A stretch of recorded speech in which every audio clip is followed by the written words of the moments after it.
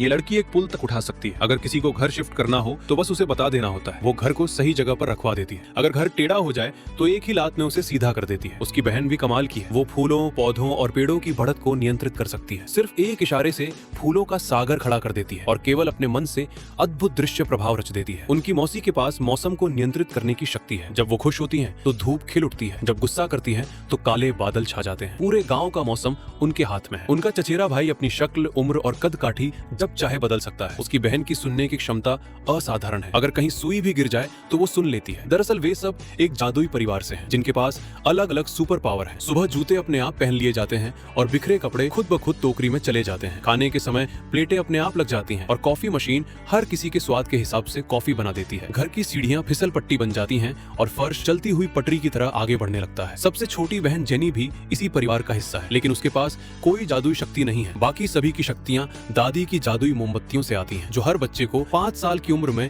एक अलग शक्ति देती हैं। जब जेनी 5 साल की हुई तो जादुई घर ने उसके लिए भी प्रतिभा का दरवाजा खोला, लेकिन जैसे ही उसने ताले को छुआ वो जादुई दरवाजा गायब हो गया। उसी दिन के बाद से दादी ने फिर कभी जेनी को मुस्कुराकर नहीं देखा। भले ही उसके पास जादू ना हो, जेनी हमेशा आशावादी होकर जिंदगी का सामना करती रही। फिर वो पल आया जब उसके चचेरे भाई का दरवाजा खुलने वाला था। उस खास मौके की तैयारी में पूरा परिवार अपनी अपनी क्षमताओं से मदद कर रहा था। जेनी भी कुछ योगदान देना चाहती थी, लेकिन उसकी दूसरी बड़ी बहन ने उसका मजाक उड़ाया। यहाँ तक कि परिवार की मुखिया दादी ने भी उसे कहा कि वो बीच में ना पड़े। ये सुनकर जेनी का दिल टूट गया। वो हमेशा अपने परिवार के लिए कुछ करना चाहती थी। समारोह शुरू हुआ। चचेरे भाई ने सफलतापूर्वक अपना जादुई दरवाजा खोल दिया। अनगिनत जानवर उस दरवाजे से भीतर आए और उनके पीछे एक सुंदर लेकिन वीरान जंगल दिखाई दिया। उसे जानवरों से जुड़ी शक्ति मिल गई। परिवार खुशी से झूम उठा और सबने मिलकर जश्न मनाया। फिर एक पारिवारिक फोटो ली गई, लेकिन किसी ने भी जेनी पर ध्यान नहीं दिया। वो एक कोने में खड़ी थी जैसे अदृश्य हो। कोई और रास्ता ना देखकर जेनी अकेली और उदास होकर बैठक में चली गई। तभी अचानक छत से एक टाइल गिर पड़ी। उसके तुरंत बाद फर्श चरमराने लगा और जादुई ऊर्जा देने वाली मोमबत्ती तक बुझने ही वाली थी। ये देखकर